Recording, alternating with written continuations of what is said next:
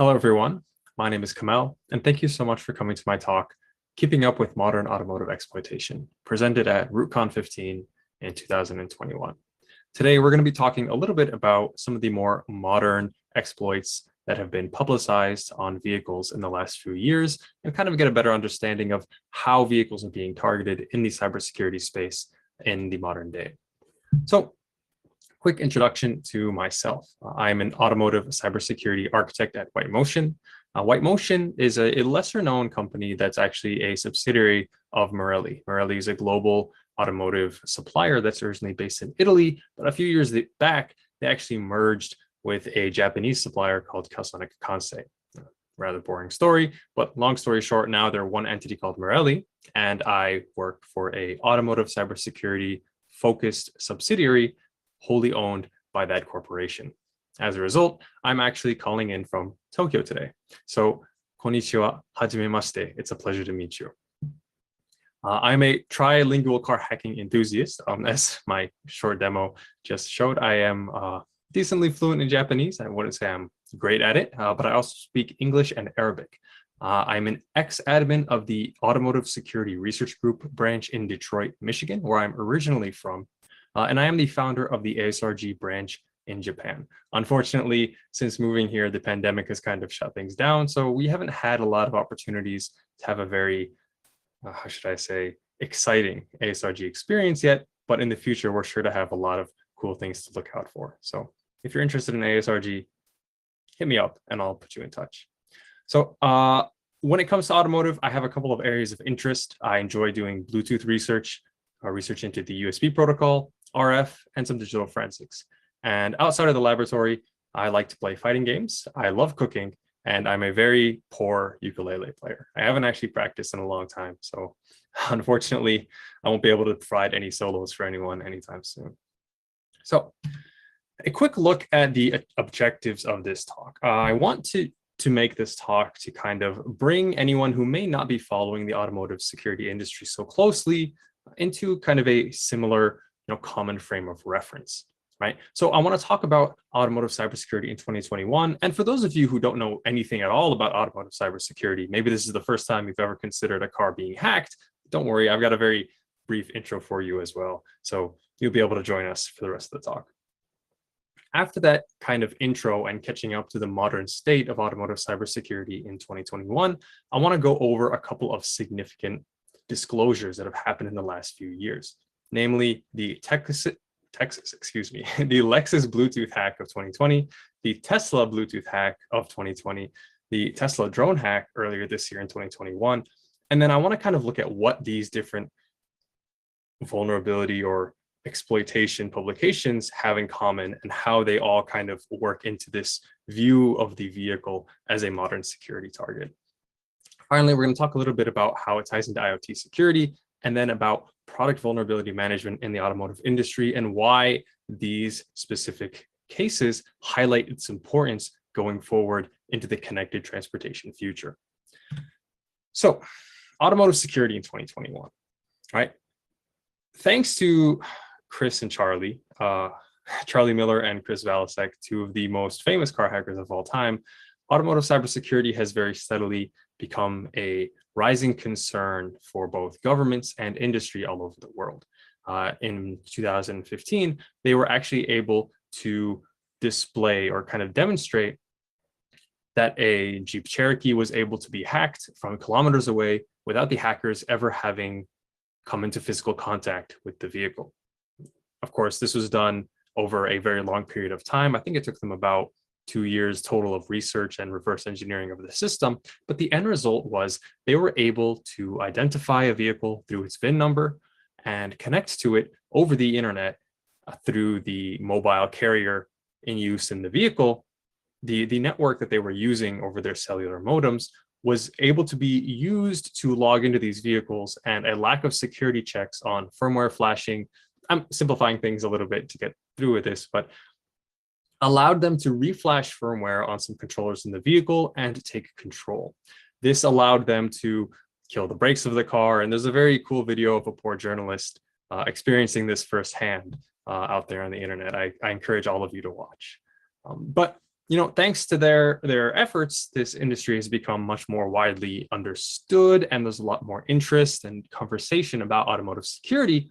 But 6-7 years later, it's still kind of the poster child for automotive cybersecurity research. And because it's the holy grail, it's long range remote takeover of a vehicle to some extent, right? So it's the most archetypal example you could give of a car hack in the worst case scenario. But that's not what today is about. Today is about making sure everyone is aware of some of the more recent hacks that have happened on cars, right? But anyway, so when it comes to vehicles, of course, it's not just about information security and privacy as much as traditional IT security is, right? If you think about my phone getting hacked, or maybe my laptop, even worst case scenario, my company's network, assuming these aren't connected to any heavy duty industrial machinery or anything else that may cause someone physical harm, the most realistic impact of a hack like this is generally considered to be loss of wealth. It's kind of like financial damage, right? At least for the average person. When it comes to vehicles, it's a little bit different. We're talking about a very large torpedo that kind of cruises along the street at 60-70 miles an hour, or about 100 kilometers an hour. And if this this large 2-ton hunk of steel carrying people inside it is ever compromised or interfered with in a way such that an accident is more likely or intentionally caused, you have a situation where public safety is now a concern for automotive cybersecurity. So the stakes are a little bit higher, and that has actually gotten the attention of governments and standardization bodies all over the world. So among these, you have the United Nations, and you have the Society of Automotive Engineers and the International Standards Association.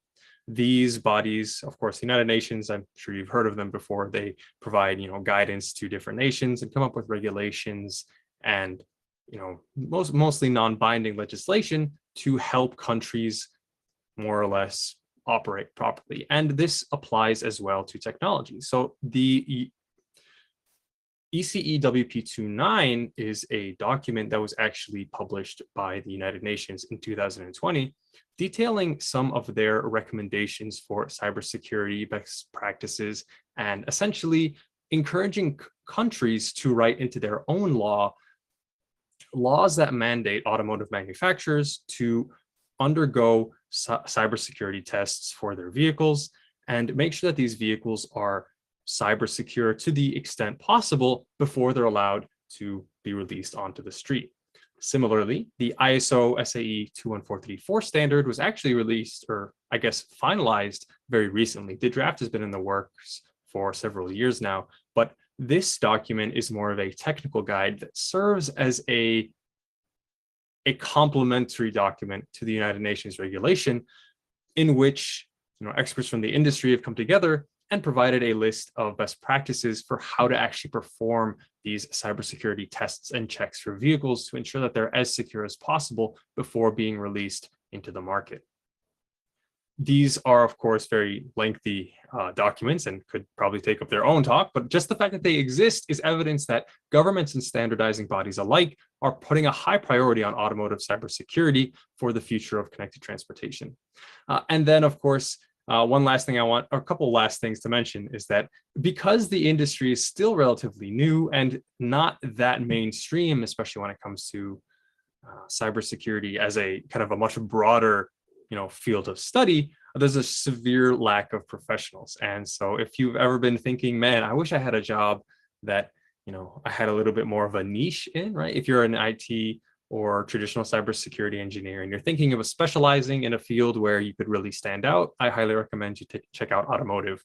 There's a lot of fun in car hacking, and there are a lot of great resources to help you get started if you're interested, but leave that for later. And then finally, the massive supply chain. This is something you can't really escape when it comes to talking about automotive security, right? When you consider, for any of you familiar with the automotive industry, just how many different companies have a hand in deciding what goes into a vehicle, the prospect of making sure that all of these companies based in different countries with different laws, different regulations, different standards of practice, different budgets or even safety protocols coming together, it's very daunting, right? Because you have the OEM who at the end of the day sells the car, puts their logo, their stamp on it, and they're the brand that you know, right? Most people in the world would know a brand like Ford or Tesla.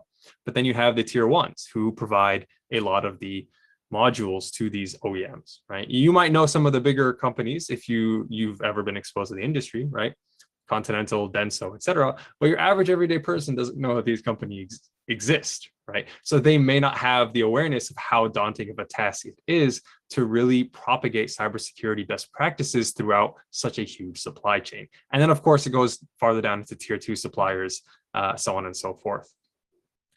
But that being said, these OEMs and tier ones, the entire automotive industry, they're still doing their best to incorporate cybersecurity into their development processes, right? The automotive industry is not a very fast moving, young type of industry. It's pretty well established. Cars have been around for a long time. The automakers have gotten pretty good at doing what they do. And so they've kind of settled into their ways, for better or for worse, right? They have a process, they have a system, and it takes time to add changes to this system, right? It's a very mature industry. You can't just introduce something like a cybersecurity regulation or a bunch of standards and expect them to be applied to the whole industry overnight. It's just not realistic. So this fact of the matter is that, well, okay, now the United Nations has put out this regulation. A lot of the governments around the world are starting to pick it up. The OEMs and the manufacturers and suppliers within the countries that are applying this, this new legal structure, they're doing their best to catch up and try and incorporate these into their processes for development. But it is taking time, and it's still definitely going to be a trial and error as we go into the future of actual usage and implementation of these standards. But there's a lot of industry groups encouraging collaboration that I want to kind of mention. I mentioned the Automotive Security Research Group briefly before in my own introduction. ASRG is a group that promotes open access to information about the automotive cybersecurity industry. We have branches all over the world. It's completely free to join. I'm not doing any sponsorship-based plugging here, but I highly recommend you check out ASRG if you're a hobbyist who's interested in learning about car hacking and just kind of getting into the industry through direct contact with professionals. ASRG is great for that. On the more, how should I say, corporate business side of things, you have the Auto ISAC and J Auto ISAC. So the ISAC is, of course, an information sharing community based around the OEMs and tier ones, the actual players of the industry who make the vehicles that actually go onto the road. They have this community which they're able to share information about vulnerabilities, etc., with one another, updated vulnerability information, training, setting standards and regulations. They have some ties to the government that allows them to kind of be on top of different regulations and legislation before it actually hits the books per se, which makes it very convenient for people working in the industry. But those are not quite as accessible for outsiders, right? In the sense that you don't already work at one of these companies. And then the J Auto ISAC is just the Japanese version of the Auto ISAC. So following the same model, but mainly attended to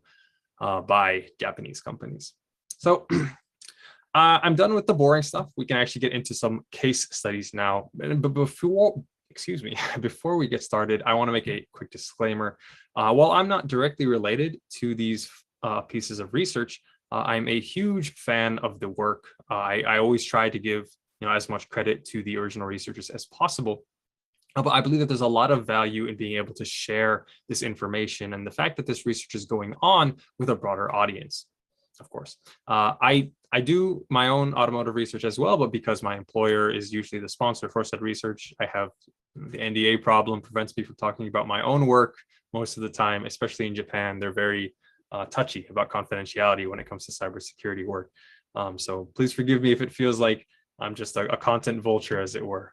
But we're going to talk about one of my favorite ones from the recent future, the Lexus Bluetooth hack of March 2020. So this hack, it affected several Lexus brand vehicles that were manufactured outside of Japan between 2016 and I believe 2019. This particular disclosure kicked up quite a bit of a storm in the Japanese community especially because Toyota is seen as the big dog in the Japanese automotive industry, right? So if anything happens to Toyota, all the other smaller OEMs are kind of, pay very close attention. Like, what happened? Like, is it okay? Like, do we have the same problems? Do we have to worry about this, right? So this one was actually very, very prominent when it came out here in the Japanese industry.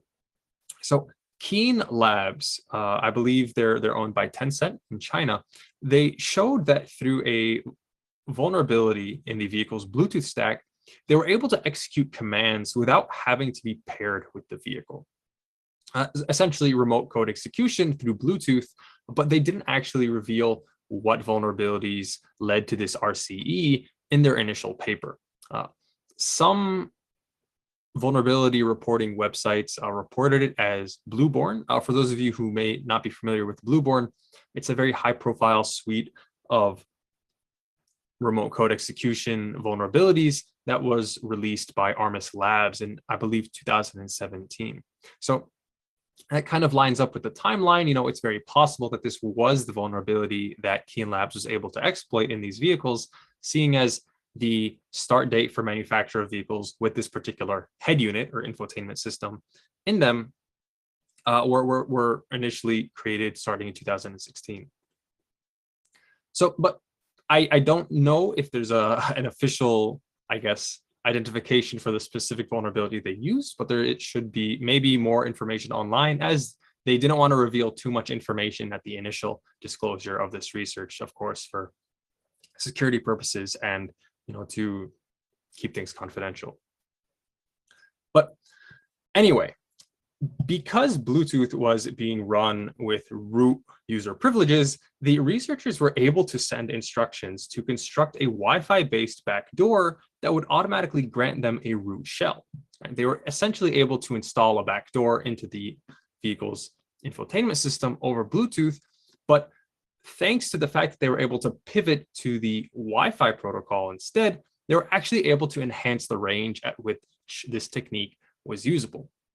So while Wi-Fi itself wasn't exactly, the target of attack initially, they were able to use the Wi-Fi network as a pivoting tool to expand access to their attack target, right? Because obviously Wi-Fi has a slightly longer range than Bluetooth. They're both considered pretty short range communication technologies, but Wi-Fi definitely has its benefits when compared to Bluetooth.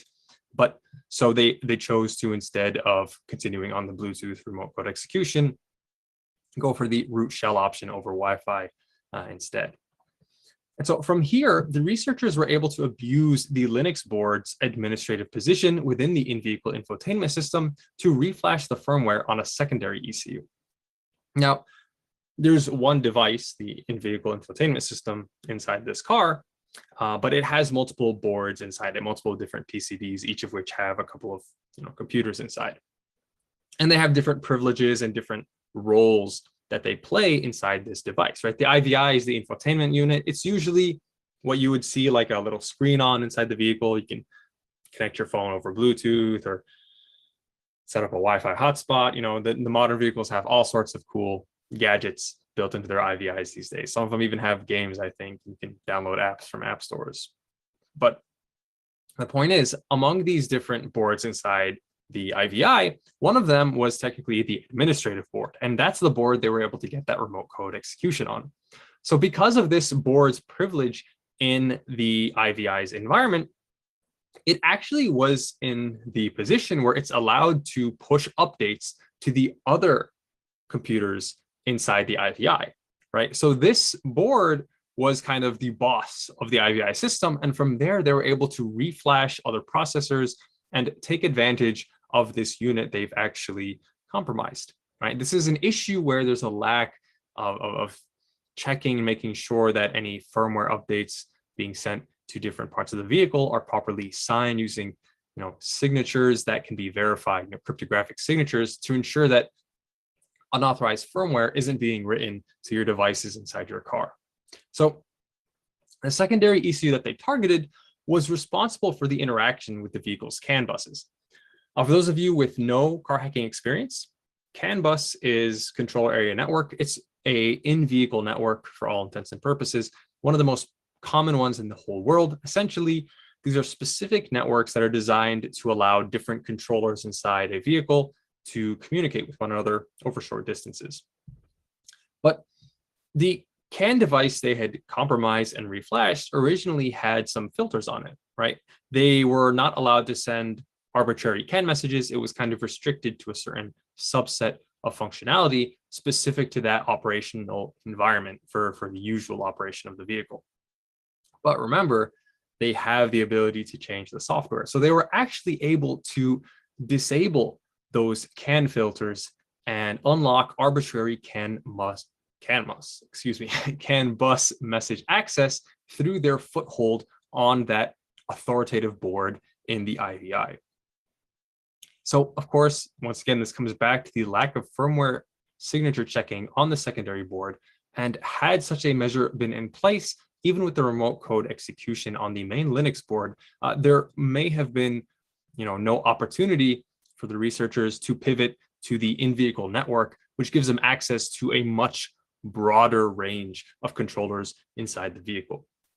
Of course, separation of your networks and sandboxing, of course, all come into play here. Those are all security principles that are very relevant in automotive too, right? So following this rewriting of the vehicle's firmware, the researchers were able to send arbitrary CAN data, including diagnostic requests. This, in theory, could lead to even further exploitation of the vehicle, as through diagnostics, you can actually reprogram other controllers in the car. They would, of course, have to reverse engineer the diagnostic protocol used to flash these vehicles. The diagnostic protocols also use something called a security access mechanism when it comes to programming as well. And so this may have taken more time, but it essentially is just showing that there is an open-ended door for further post-exploitation activities on this target. But, of course, that rabbit hole is an entirely different conversation, and it's mostly theoretical. But the full technical details are probably going to be a lot more interesting for those of you who want to read. Tencent did release a blog post detailing in much more detail how they did all of these brilliant, all this brilliant research, right? So the next case study is on some research that was performed on Tesla vehicles. And this was actually disclosed also in 2020, but more closer to the end of the year. This one was actually done by a gentleman named Leonard Wouters. I believe he gave a talk about this exact piece of research in the 2021 DEF CON car hacking village. So if you want to hear him talk about this, I highly recommend you go and listen to him. He'll have some more details that I wouldn't be able to share with you. But the gentleman who did this, of course, I'm so sorry for my poor pronunciation if I pronounce his name wrong, but Leonard Wouters from Belgium, he showed that the Bluetooth-based firmware update process used in Tesla Model X key fobs could be abused to eventually lead to theft of the vehicle, right? Teslas are generally seen as the most, high-tech, state-of-the-art vehicles in the world right now, right? A lot of people have this impression that the Tesla is the car of tomorrow, right? It is the all the bells and whistles possible on a vehicle. And to some extent, that's very true. But that also means it's kind of a sneak peek into what the security landscape for a vehicle is going to look like. So when something happens to Tesla, you better pay attention. Excuse me.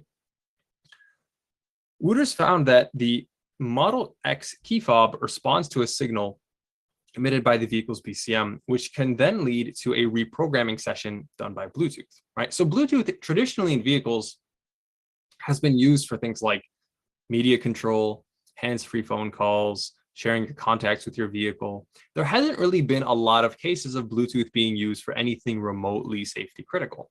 And in this case, we're seeing that Tesla has decided to take this Bluetooth technology and use it for something a little bit more important, right? They're using it as the actual conduit by which they push software updates or firmware updates to their key fobs, right? It's kind of a big deal, right? You're changing the software on the key to your car over Bluetooth. And Bluetooth research is something I may have mentioned before. I have a passing interest in. There's a lot of really great Bluetooth research coming out in the last few years, but I don't want to go too far into that. But the point is, right, this kind of novel application of Bluetooth in automotive is what led to this attack being discovered. So the only authentication needed from the BCM was derived from the vehicle's VIN, the vehicle identification number. The vehicle identification number isn't usually considered secret information. You can actually get this information from any car you see by just kind of peeking through the windshield, right? If you take a look through the top, it's usually kind of written along the side on the top of the dashboard. So it's not considered highly confidential information by any stretch of the imagination. So since there was no code signing checks done on the firmware updates pushed to the key fob, rewriting the firmware to share an unlock code with the attacker's device was actually pretty easy. Once this was done, a disassembled Model X key fob could then be used to transmit the said signal to unlock the vehicle. So essentially, what Leonard and his team did, they actually got a Tesla BCM, off of eBay or something, and messed around with it, reprogrammed it, and used it to request an unlock signal from the key fob. So basically, they tricked the BCM into thinking it belonged to the car that the target key fob belonged to, so they could then request for credentials to open the vehicle and get inside. But, at the end of the day, this particular vulnerability only granted them access to the inside of the vehicle. From here, now you have physical access to the vehicle. You have a rather broad attack surface now, right? You can actually plug into the in-vehicle networks now because of course these are physical networks. So you have access to much more targets for post-exploitation and pivoting. So through a port located under the Model X display, more damage can be done through the CAN bus, right? CAN bus coming back again once more from the last case study we went through.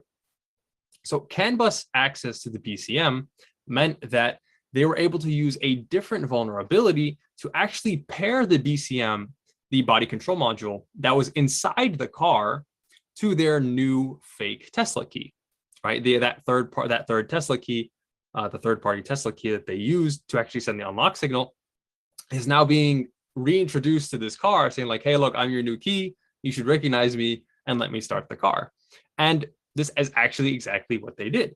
So they tricked the car into thinking that the new key fob is the original key fob, or something along those lines, and were able to unlock all driving functionality for the car, essentially allowing them to steal it.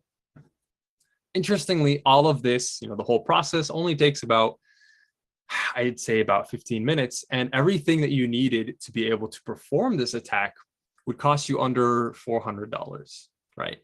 You could actually all fit it inside a lunchbox sized, backpack. Really, you could put it inside a backpack, sneak up behind a family who parked their Tesla and maybe went for a walk or go get some ice cream. All you needed to do is just follow them until you get that unlock signal, then go back to the car and do everything else manually. And well, congratulations, you are now the new owner of a stolen Tesla Model X, right? So it's a very practical attack from the perspective of a motivation perspective, right? Because when it comes to cybersecurity, a lot of the reason that car hacks aren't very widespread yet is because the motivation to effort ratio is very low, right? There's not a lot of criminal benefit. Criminals aren't that interested in killing random people and causing havoc on the road. They're more interested in stealing things. They want actual financial return for their efforts. And that's why ransomware has become so prevalent over the last few years. But this is actually a scenario where you're using a very high-tech method to be able to steal a car. Now, whether or not this was ever used in such a malicious manner is something only God knows. But the fact that this exists is very concerning. So, but interestingly enough, the Model X key fobs do actually contain unique cryptographic certificates that should have prevented this reprogramming of the BCM to accept the new key as its key. However, the BCM never actually implements this certificate check. So the certificate is there, but the BCM is just not checking it. It's like they had everything in place to be able to avoid the same mistake that the Lexus fellows we talked about a second ago made. Unfortunately, they did miss the last step. And well, that's why we're talking about them today. So, but at this stage, the attacker now has the Model X and can drive away with it. And, you know, whoever comes back is going to be very sad to see that their car has disappeared without a trace. So hopefully this case study illustrates the importance of assuring that every layer of system security is properly configured. While the Bluetooth implementation itself wasn't faulty this time per se, as it was in the last one, right? In the last example we gave, the actual Bluetooth stack itself had a vulnerability resulting in remote code execution. In this example, the Bluetooth stack itself, more or less just fine. They were able to, they didn't actually, how should I say, compromise the vehicle through the Bluetooth stack itself. They used the processes on either end of the Bluetooth stack to actually make that happen, right? Excuse me. And then once again, of course, code signing and making sure that you have certificates ensuring that any firmware being pushed to any part of your vehicle is from the OEM or another approved source is rather important. So the last, let's see, where'd my car go? I could have sworn I had a car on the slide a second ago, but the last case study we're going to be looking at today is the Tesla drone hack, or cutely dubbed T-Bone, that was revealed earlier in 2021, this year. So this hack was done by some fellows named Ralph Philip Weinman and Benedict Jumotz. If I said that wrong, I'm very sorry. Of course, once again, my pronunciation might be off, but these guys did a great bit of research here and showed that Bluetooth isn't the only potentially vulnerable network in a vehicle today. There's a lot more that can be looked at. So this hack took advantage of a library with a vulnerability that was accessible over Wi-Fi as opposed to Bluetooth. Normally, Wi-Fi wouldn't be accessible to someone that's not connected to that access point in this, on the same subnet, more or less, as the actual vehicle itself. So it's a little bit harder to make use of this kind of vulnerability on a car you've just encountered. But Teslas have this very weird quirk about them, at least in Europe, where all Teslas will automatically connect to a default service SSID, for any of you who've done Wi-Fi testing before. And this SSID is called Tesla service, wouldn't you know? They were actually able to find out the password in use for this SSID as well. And through that, they were able to successfully create a fake access point that this Tesla vehicle would then connect to. Now, that alone isn't really, the end of the world, right? Okay, you got the car to connect to your fake access point, that's awesome. But what did they do next? So the vulnerable software in question is called ConMan. As you can maybe see up there on the slide, I have the actual CVEs that they were awarded for this research: 2021 26675 and 26676. Each of these vulnerabilities giving them a different level of control over this vehicle and what it's doing. So ConMan is a commonly used, IoT handler for DNS and DHCP for any kind of network device.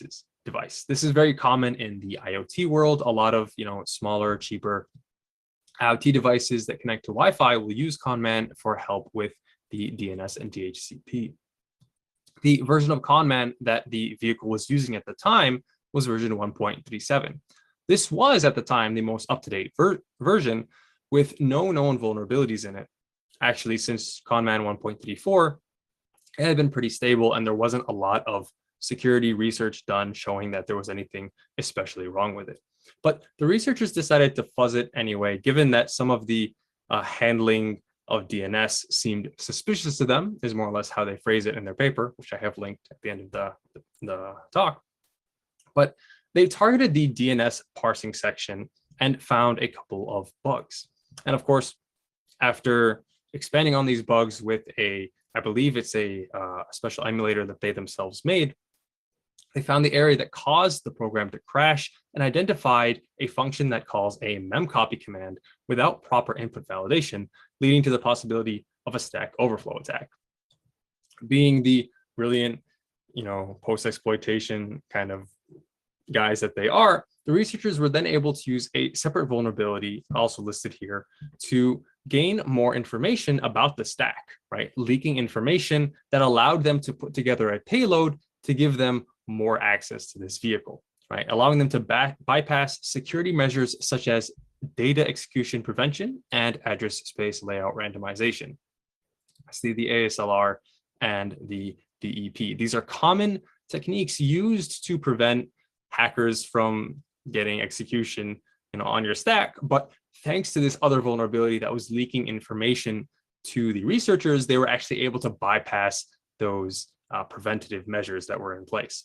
Interestingly enough, they actually initially came up with these vulnerabilities hoping to use them in a pwn to own contest that has featured vehicles in recent years, where if you actually hack, root the Tesla, you actually get to keep the Tesla. I believe it's held in Canada every year. Unfortunately, the convention, or rather the car hacking portion of this event, was canceled due to the coronavirus. And that's why it was revealed last year instead to a conference called AppSec West, I want to say. But once they got their foothold, sorry, I got kind of sidetracked, they utilized some other redacted techniques that they declined to include in the paper for sensitivity regions to escalate their privileges to root on the Tesla, giving them full control over the Tesla's infotainment system. From here, they could invoke any action possible through that infotainment system. Any of you who have ever been in a Tesla, the infotainment system is like this big, and it's got this, beautiful screen. And it's like you got your map, you got your music and everything. Especially in the Model X, it's really quite something. You can control your seat temperature, you can control the cabin temperature, the air conditioner, you can open and close doors. They could do anything possible from that IVI remotely without even being inside the vehicle, including like changing the music and stuff. So they called this the drone hack because everything needed to perform this hack could potentially be loaded onto a drone.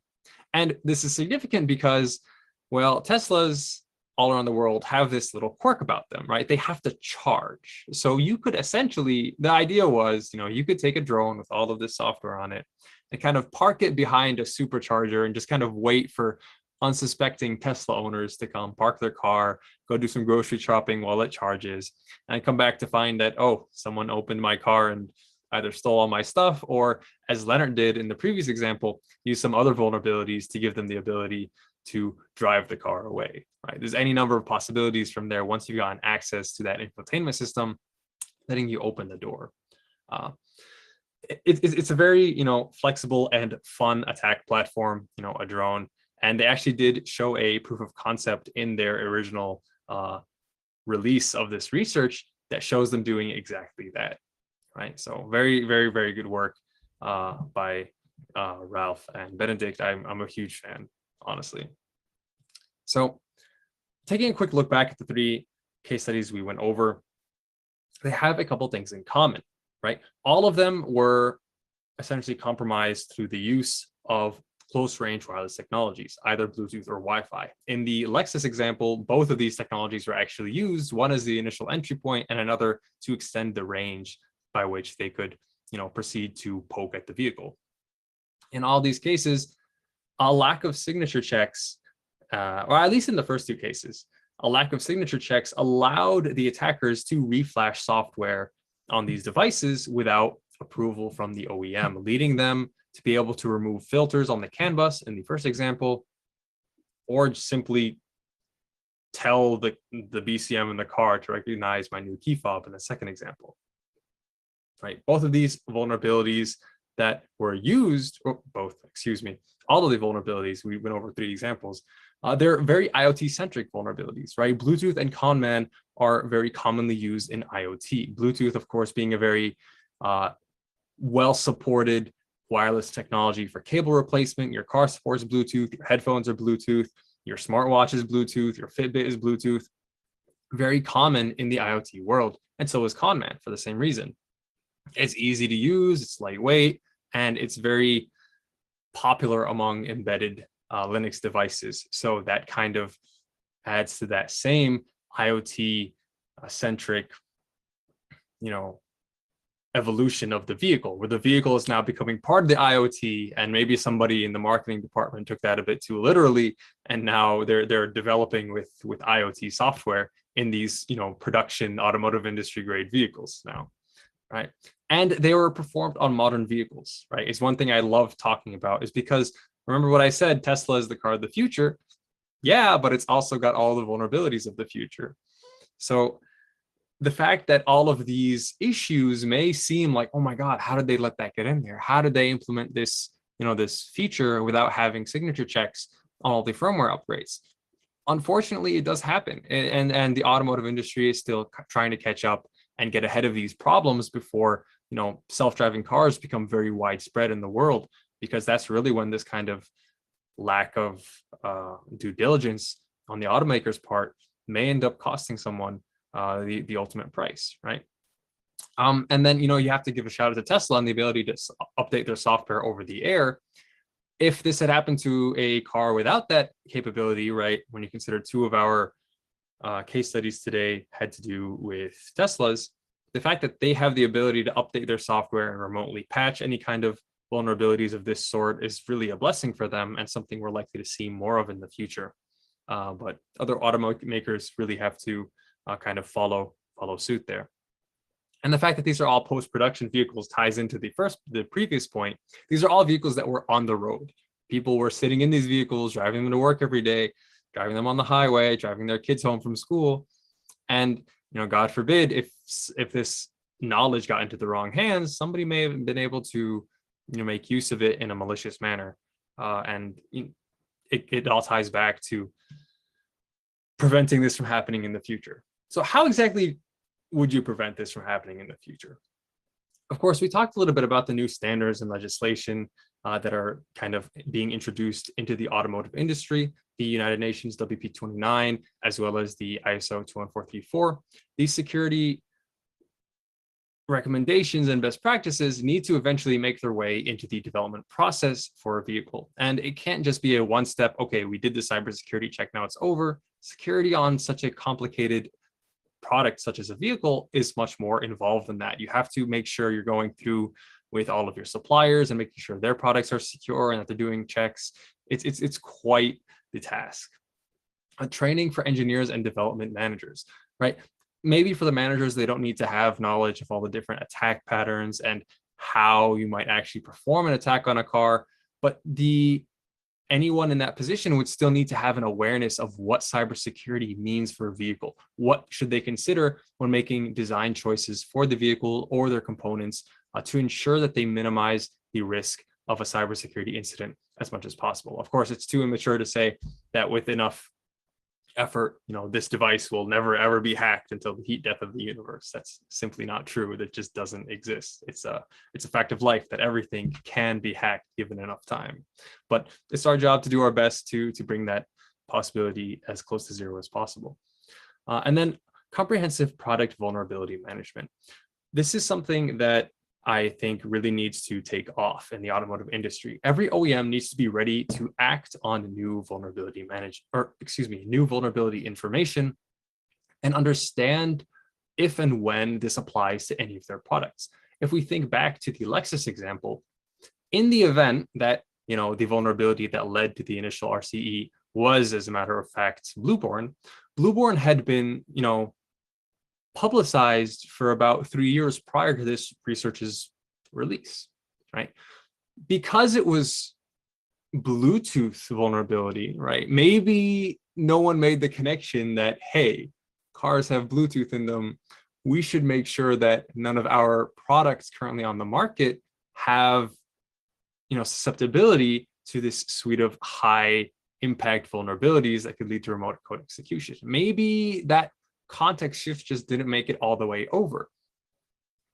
Product vulnerability management involves knowing all of your products, knowing what goes into them, hardware and software, and triaging information, right? As vulnerability information gets released into different sources, different talks, et cetera, you need to have an intake of that, process it properly, and be able to apply it to your own products in the event it's relevant. Make make accurate decisions on whether or not it affects any of your products. And then, of course, the action part is the most important. How do you solve it? Do you have to recall 2 million vehicles? So you send out a software update? Do you just work into the next patch of regular updates based on severity? All of these things are parts of the automotive cybersecurity life cycle that will come around. I have confidence in it, but they're still kind of making their way in. And it's definitely going to be a while before they're really very widespread throughout the industry. So here is a list of the references that I used in this talk. Of course, once again, I want to give all the credit due in the world to the actual researchers that did such a great job on this research that they've presented and that I was able to share with you today. Hopefully you learned something. Car hacking is very fun and a very, how should I say, enjoyable field to be in. And maybe if it's not obvious, I really enjoy what I do, and I'd be happy to help any of you get into car hacking. If you are interested in any way at all, feel free to look me up on LinkedIn or send me an email at kamel.ghali@whitemotion.com. So thank you so much. It was my pleasure to be here at ROOTCON 15, and don't forget, hack the planet.